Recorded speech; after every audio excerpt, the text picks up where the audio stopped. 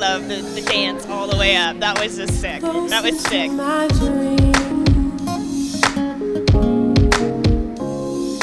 I mean, you know you've arrived when you can dance your ass up to the stage. I'm getting high, closer to my dream. When do you know that your flame has expired? When do you know that you need to reignite it? Has anybody in this room ever felt stuck? Felt like, I just don't know where to go, how to get there. I don't know what it's going to take. I need a major jolt to get me out of my rut. I've been there too. So what do you do when you feel stuck? Now, I happen to believe that it can take only a miracle. So my question for you now, do you believe in miracles? During Diann's talk is literally when I cried, when she entered into the space and she played that song, Closer. Funny enough, that's a song that inspires me. And she came in and she talked about the miracle. And I could get teary-eyed again because that's just what you gotta, you gotta live your truth and you gotta go forward with that. And out of all of them, she's the one who probably touched me the most. So let's examine that idea for a minute, this idea of miracles. So we are all in the business of love. Would you agree? Right? Business of love, we make people happy, we help them celebrate their love stories. Well, all expressions of love are maximal because they require the greatest use of energy, passion, and strength. So whenever you set out to do a job and you are not giving it your highest level of energy, passion, or strength, you are cheating your clients and you are cheating yourself. Is it too much to ask for you to be great? Is it too much to ask for you to wake up and walk in your greatness every day, in your truth every day? For the last 10 years, I have been calling myself a television host. For 10 years. I hosted my first show 5 years ago. If you don't start declaring what your future is for you, guess what? It's never going to happen. If you don't start telling yourself, looking in the mirror every morning and saying, I am this, I am this, I am X, I am Y, I am Z, then how do you start the process of becoming that? Is it a lie, or are you simply speaking your future into existence? Oh my God, Diann, I would love to see her speak over and over and over again. You would never get tired. She has a spark that it's unbelievable. She lights the room. She was just so loving and so passionate, and I think there's just a lot to be taken from those really simple acts. Now let me tell you this.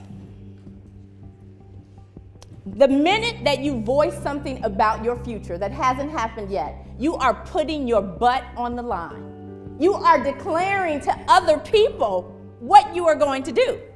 And people, we don't want to look bad. We don't want to look like a liar. So the minute we proclaim something for our futures and for our destiny, you put your butt on the line and you will immediately start holding yourself accountable to your own words. So when you wake up in the morning, you don't need me or Preston or anyone else to inspire you. Because you know yesterday I put my butt on the line and I said I was going to do this. I also want you to believe beyond a shadow of a doubt that all of you in this room, you are no different than me, no different than Preston Bailey, no different than Sasha Souza, no different than Stacey Franco. We all come from that same miracle. We all come from that same miracle. Now, I will tell you that God gives us all special gifts. He does. And I believe that we all have different gifts. Preston has a gift with flowers. I have the gift to gab. But I am using my gifts. We are all using our gifts to get us to where we are destined to be in this world. I mean, Diann's just personality and energy in general can, I think, lift a whole room. Oh, there are so many takeaways that I get from Diann every time I see her, to be quite honest. We have a lot of things in common, and I never necessarily would have identified in that way, to think that, you know, here's Diann Valentine, and yet I'm going, oh wait, I was like that, and I've got this, and to be able to learn from her in that way has just been really phenomenal. You need to be willing to work harder than you have ever worked in your life. Are you willing to do that for your dreams? Are you really ready? Are you willing? Are you willing to have sleepless nights? Are you willing not to sleep at all? Are you willing to spend your last dime because you believe in somewhere you say you're going with your life? That's how you know you were made of greatness. When you put it all on the line. When I did Wedding Day, I shut down my company for 9 months. Shut it down. Couldn't reach Diann Valentine. Fired everybody and shut it down. Because I knew that television was a part of my destiny. And if I wanted to be successful, I needed to be able to focus. I needed to have laser focus on this very small moment in time in my life. So I shut everything down. And when Wedding Day was over, I opened it back up, and guess what? The clients were still there waiting. The opportunities were still there. Yeah, the people were all hired back. I choose. Are you willing to work harder than you've ever worked in your life? Having faith in things to get you through the rough patches, that was a really great lesson, because that's something I've always held in my life, that having to have faith in whether it's God or just, like she said, something bigger than yourself or something out of this world that helps get you through when you're really, really low. I think that really, I identified with that a lot. Now you hear me mention God a lot. People hear that a lot when I talk. There's a scripture that says, because of your gifts, God will make room for you. So he tells me because of my gifts, he will make room for me and put me before great men. That means I don't have to beg for nothing. I ain't got to cheat nobody out of nothing. I ain't got to, badmouth nobody on Twitter. I don't have to talk about somebody. Because of my gifts, they are going to make room for me. So I don't care what you believe. I don't care if you believe in God, if you believe in Buddha, if you are a Muslim, if you are Catholic, whatever you believe in, let me tell you, you better have some faith in something that is bigger than this world. You better believe in something that's bigger than all of you and all of me, because it is only that faith that will get you through the really, really tough times. She is my new best friend. She doesn't know this yet, but I mean, that girl is, she's real, and that's what I love about this industry. If you're real, you're gonna go far. So, what's next? What do you do when you leave here on Thursday? What do you do? What's the first thing you do when you get home?